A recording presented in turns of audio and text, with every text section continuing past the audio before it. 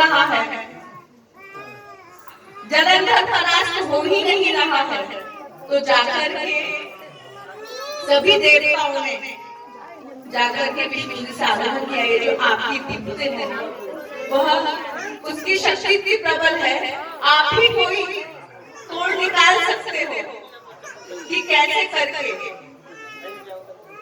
शंकर जी विजय हो और जलंधर का परास्त। जैसे ही विष्णु जी ने जलंधर का स्वरूप धर करके वृंदा के महल में गए और कहा वृंदा वृंदा, तो जिस समय वह अपनी प्रभु आराध्य विष्णु जी की सेवा कर रही थी ना, उसकी निद्रा खुली और जाकर से ही जलंधर के रूप में विष्णु जी जो आए थे उनके चरण स्पर्श करे। जैसे ही चरण स्पर्श करे वहां पर शंकर जी ने अपने त्रिशूल से जलंधर की धड़ अलग और शरीर अलग कर दिया और उनका मुख उड़ते उड़ते सीधे कहाँ गिरा, वृंदा के महल में, और कहा कि वृंदा किसको अपना पति मान रही है, तेरे सतीत्व का भंग होने के पश्चात ही मेरा आज ये दुर्दशा हुई है। फिर वृंदा को लगा कि मैंने जिसके पेट छुए वो कौन था, और अपना सतीत्व का संकल्प देते हुए कहा कि हे आप कौन हो, आप अपने स्वरूप में आओ। वहीं पर भगवान विष्णु शंख चक्र पद्म लेकर के अपने स्वरूप में आए। बोलिए विष्णु भगवान की जय। अब भगवान अपने स्वरूप में आ गए तो अब लगा कि मेरा तो सतीत्व इन्हीं ने ही खंडित किया है, मैंने जीवन भर जिसकी पूजन करी, जिसका अर्चन किया, आज उसने मेरे साथ छल किया। इतने कठोर हृदय के जाओ तुम कठोर से कठोर पाषाण हो जाओ। उसी समय मेरे भगवान श्री हरि विष्णु ने शालिग्राम का स्वरूप धारण किया। बोलिए शालिग्राम भगवान की।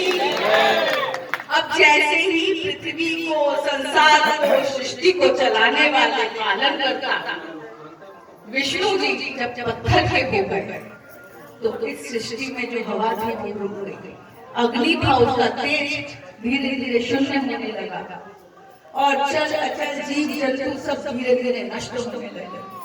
ब्रह्मा जी घबरा के आए हैं और कहा कि हे देवी, मैं तुमको बारंबार साष्टांग प्रणाम करता हूँ, कृपया करके अपना श्राप वापस ले लीजिए।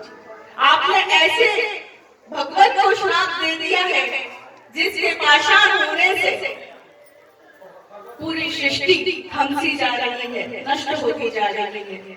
वहीं पर शंकर जी आए और कहते अरे पुत्री, गलती मेरी थी कि मैंने तेरा सुहाग को नष्ट किया क्योंकि उसके कर्म ऐसे थे, कृपया करके अपना श्राप वापस।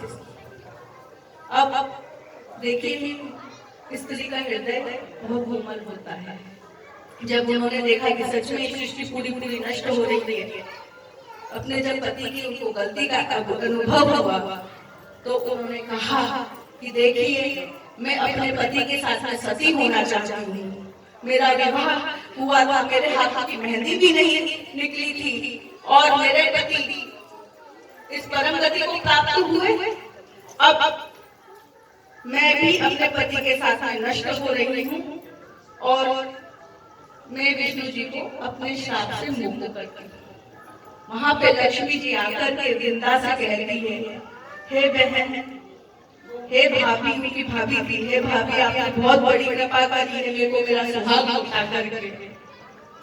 मैं आपको यह आशीर्वाद देती हूँ कि तुम सदैव के लिए अखंड सौभाग्यवती रहोगी।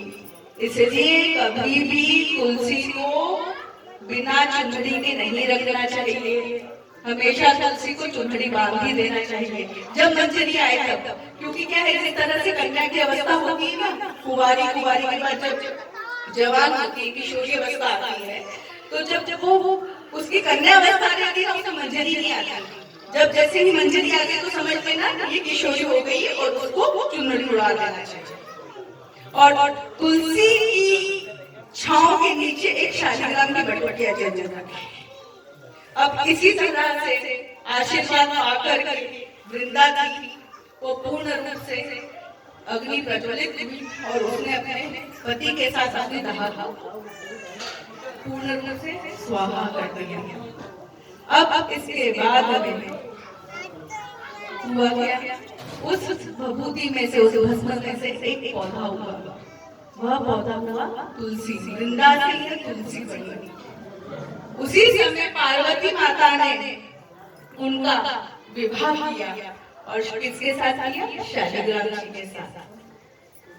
शालिग्राम जी को हमेशा एक तुलसी दल के साथ जरूर रखें। इसी के साथ में शंकर जी और पार्वती माता ने उनका कन्यादान किया। अभी अपन करेंगे कन्यादान। इसके बाद में लक्ष्मी माता, अब लक्ष्मी तो उनकी पत्नी थी, अब वो कोई किसी और को कैसे सहन करती, तो कहा कि अब तुम इनकी हमेशा के लिए पटरानी रहो। भगवान विष्णु जी को अगर कोई भी भोग लगाना हो तो तुलसी के बिना उनका भोग पूर्ण नहीं।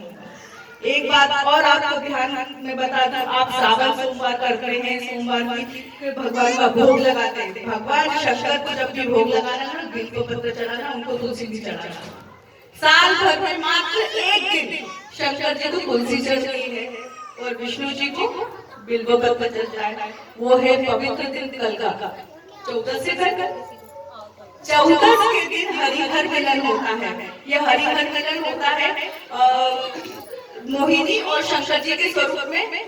कभी हमारी कथा लाइव आए तो उसको सुनना, हम हमेशा ये कथा जरूर बोलते हैं, जो लुप्त कथा है हम जरूर बोलते हैं। और गणेश जी को मात्र एक दिन तुलसी चढ़ती है, गणेश चतुर्थी के दिन। बाकी समय उनको बिल्व पत्र चढ़ेगा, क्योंकि तुलसी माता भी आई थी उनके जन्म की बधाई देने के लिए।